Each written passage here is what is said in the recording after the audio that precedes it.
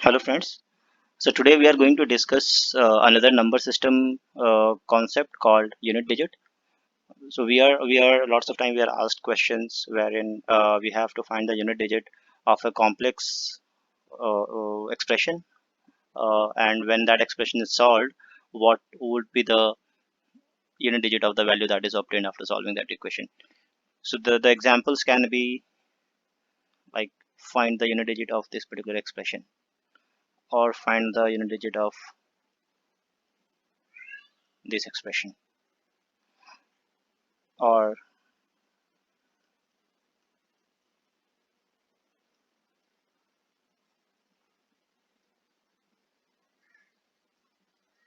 right. So your expression can be anything, and you can be asked to find the unit digit of that particular expression when solved, right? So this is it won't be an optimal way or feasible also to actually calculate this expression and then get the value and then get the unit digit, because that would simply be impossible for larger numbers. And given the time constraint we have, we should not approach that particular way of solving this. So we just have to stick to the basics, and the basics says that for any expression, like if I have any two numbers x plus y, which yields a number z, right? So the unit digit of this number z will depend only on the unit digit of this and unit digit of this. Similarly, for x into y equal to z, the unit digit of this number will only depend on the unit digit of this multiplied by unit digit of this. We don't have to think about the entire number, the whole number. We just have to think about the unit digit. For example, if the simple way can be like 54 plus 469. So what would be the unit digit of this particular number? We just have to add these two things together, right? 13.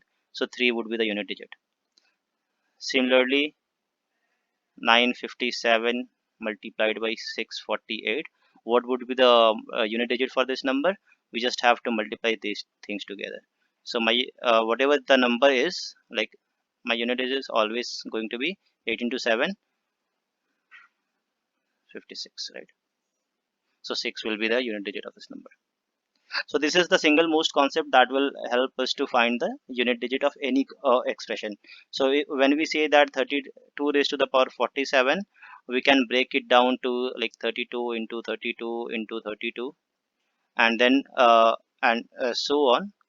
And the unit digit is going to depend on these last the unit digit of individual operands only, right? We are not going to solve it by this way, whereas it is possible to solve this using this expanding the entire thing and then doing, but that is again time consuming. So this is the concept that we'll be expanding on, and then we'll be discussing how we can quickly solve these type of questions. So to solve these type of questions, and then how can we apply that concept to solve these kind of questions, right? So let's get started with that concept first. So there is a concept called cyclicity of unit digits. So if you remember, in one of my earlier videos, which was on the remainder theorem, I had mentioned a cyclicity concept.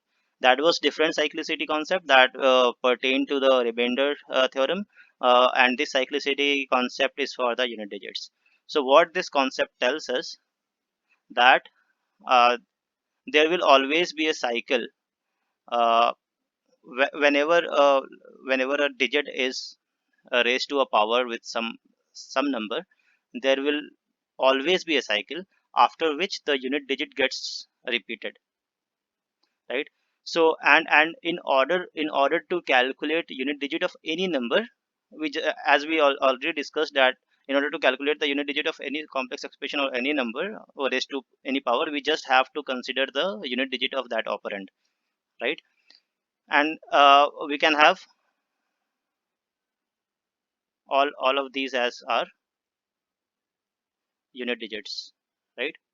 So if you see, 0 raised to any power will give us a unit digit of 0.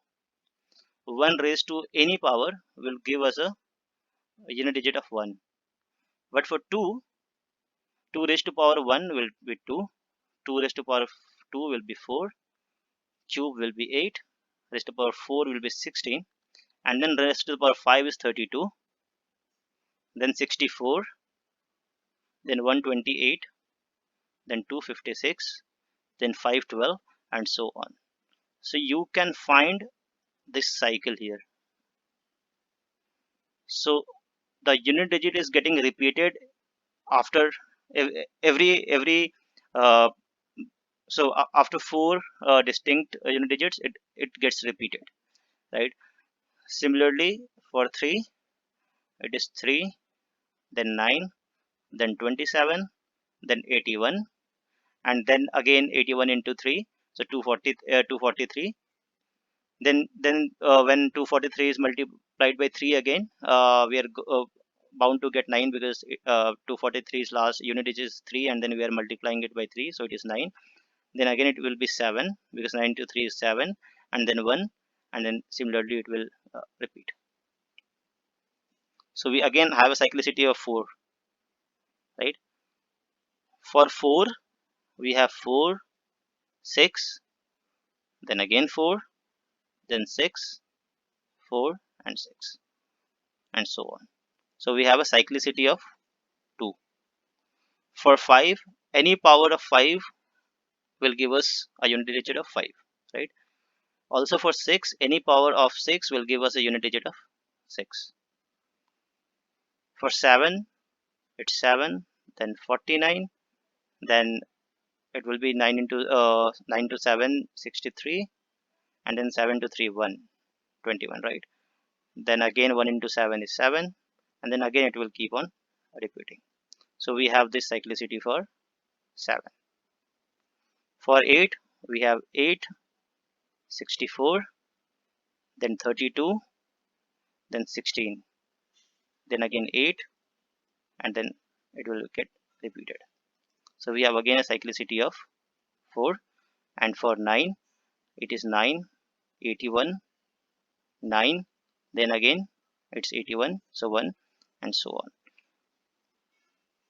So we have a cyclicity of 2.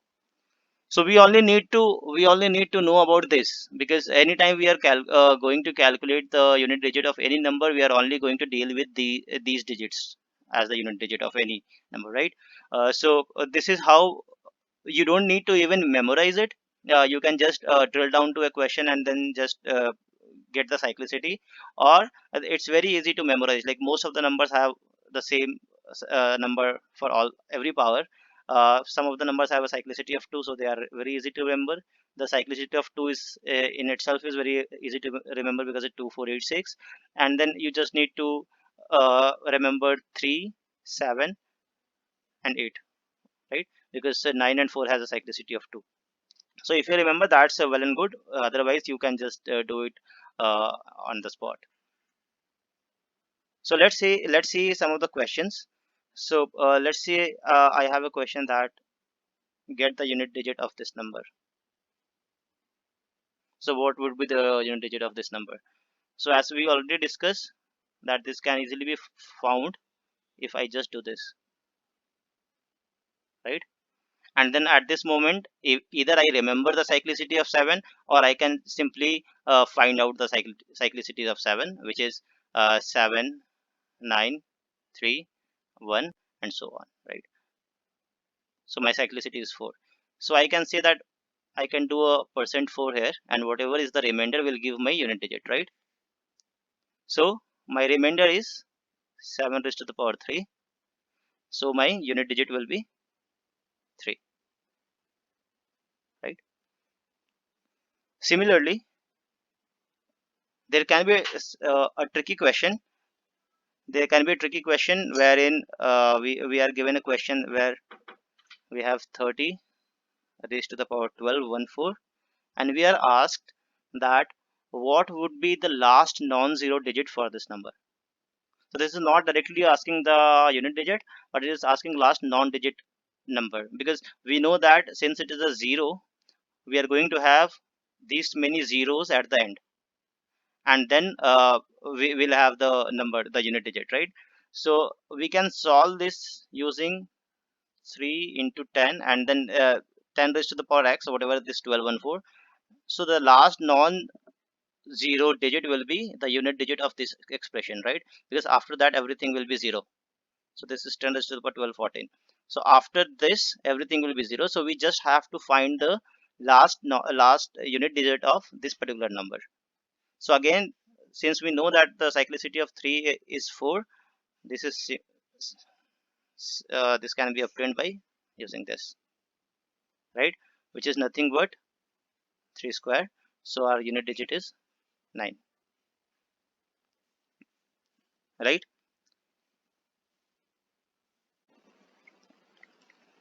Another type of question that can be asked is when we are given a complex expression and then we have to find the unit digit.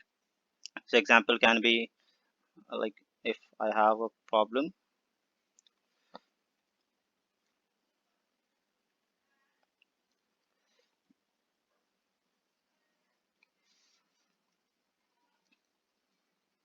yeah, so we are given to find the unit digit for this particular expression. So as always, we can simplify it by writing. So the unit digit will be the one that will be solved by using this expression, and then we can find the unit digit. Now we know that the cyclicity of 5 is 1, so any power of 5 can will always give us a unit digit of 5.